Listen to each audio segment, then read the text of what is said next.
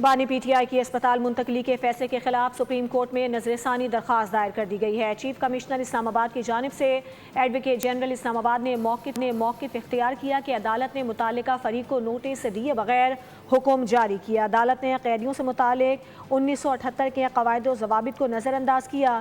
درخواست میں کہا گیا ہے کہ سزا یافتہ قیدی کو نجی اسپتال میں علاج کی سہولت دینے سے دیگر قیدیوں کے لیے بھی ایسی درخواستوں کی راہ کھلے گی۔ بانی پی ٹی آئی کی اسپتال منتقلی کے فیصلے کے خلاف سپریم کورٹ میں نظر ثانی درخواست دائر کر دی گئی ہے۔ چیف کمشنر اسلام آباد کی جانب سے ایڈوکیٹ جنرل اسلام آباد نے عدالتی حکم پر مختلف قانونی اعتراضات اٹھائے۔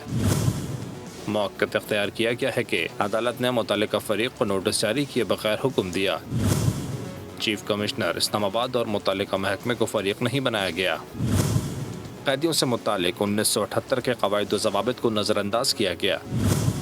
قانون کی روح سے ہٹ کر حکم دینا قانونی خامی ہے۔ آرٹیکل 10A منصفانہ ٹرائل کی ضمانت دیتا ہے، تاہم فریقین کے نوٹس جاری کیے بغیر حکم جاری کیا گیا۔ درخواست گزار کے مطابق درخواست کے قابل سماعت ہونے کے نقطے کو مؤخر کیا گیا۔ یک طرفہ طور پر عبوری حکم جاری کیا گیا۔ عبوری مرحلے پر حتمی نوعیت کا ریلیف نہیں دیا جا سکتا۔ ثانی درخواست میں عدالتی حکم کو اصول فطرت اور انصاف کے منافی قرار دیتے ہوئے فیصلے پر نظر ثانی کی استدعا کی گئی۔